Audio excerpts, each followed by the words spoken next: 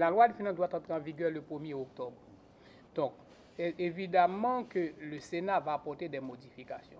Avec de telles modifications, ça impliquait que le texte doit retourner à la Chambre des députés pour un nouveau vote. Cela sous-entend aussi que la Chambre des députés doit être convoquée à l'extraordinaire, puisque la Chambre étant partie en vacances depuis le 9 septembre dernier.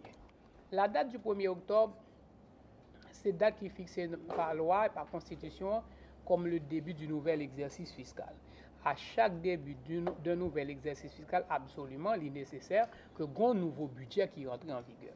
Mais la Constitution prévoit tous des mécanismes au cas où le budget n'a pas été voté avant le 30 septembre, le budget de l'exercice précédent est automatiquement reconduit. Ce n'est pas la première fois dans l'histoire qu'avant le 30 septembre, on n'a pas un budget qui votait dans les mêmes thèmes par les deux chambres et le budget de l'exercice précédent est reconduit jusqu'à l'adoption par le Parlement d'un nouveau budget. Pas de gain en entente. Pas de gain en entente, c'est pas que pas de voter. Nous vais répéter pour me dire.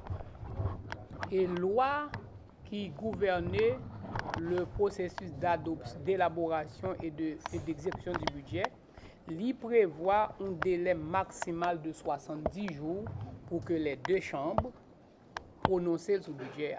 Et l'article 18, son dernier paragraphe, il dit, dans l'hypothèse où le projet de loi de finances n'a pas été adopté dans les mêmes thèmes par les deux chambres, le projet de loi de finances initial présenté par l'exécutif, éventuellement modifié par les amendements apportés par l'une ou l'autre des chambres, jugé cohérent avec la politique du gouvernement et accepté par lui, sera considéré comme adopté. Le fait que le texte là dit que le projet initial est comme adopté, ça ne veut pas dire considéré comme loi. Parce qu'une loi est réputée loi que lorsqu'elle est votée dans les mêmes thèmes par les deux chambres. Le gouvernement, se référant à cet article 18, il a adopté le projet de loi de finances que l'était déposé, qui a subi des modifications tant au niveau de la Chambre des députés qu'au niveau du Sénat. Il était comme adopté, mais cette adoption n'a pas conféré au texte le statut de loi. Mais ce n'est pas dans l'anomalie, sénateur.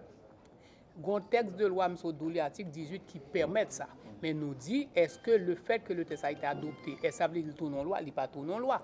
Question aujourd'hui, est-ce que nous ne pouvons pas marcher vers le même scénario ça? C'est évident, c'est peut-être le cas. Même quoi, que me dit dans plusieurs stations déjà, le gouvernement n'a aucun intérêt pour lui adopter le texte initial lié à Jean Thévoël.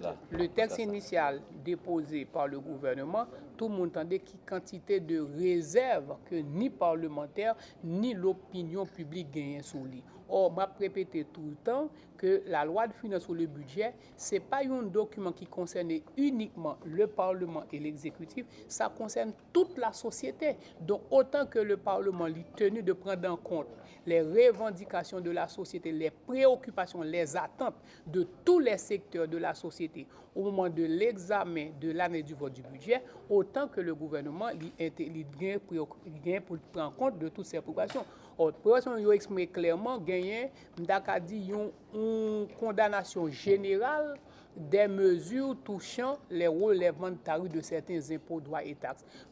Qui intérêt gouvernement gagné des mesures que la société pas d'accord avec, que le Parlement pas d'accord avec, pour se référant uniquement à l'article 18, pour approuver le gouvernement gagner intérêt tout à ce que le budget soit un budget qui fasse consensus entre les différents secteurs et entre les différents pouvoirs. La meilleure façon pour un texte de loi qui fait consensus entre les deux pouvoirs et qui accueille favorablement par la société, il faut un budget qui vote dans les mêmes thèmes par les deux chambres. Auquel cas, le Sénat accomplira sa mission en votant le budget, le gouvernement convoquera la Chambre des députés à l'extraordinaire pour voter le budget et là on aura un budget voté par les deux chambres et qui aura le statut de loi.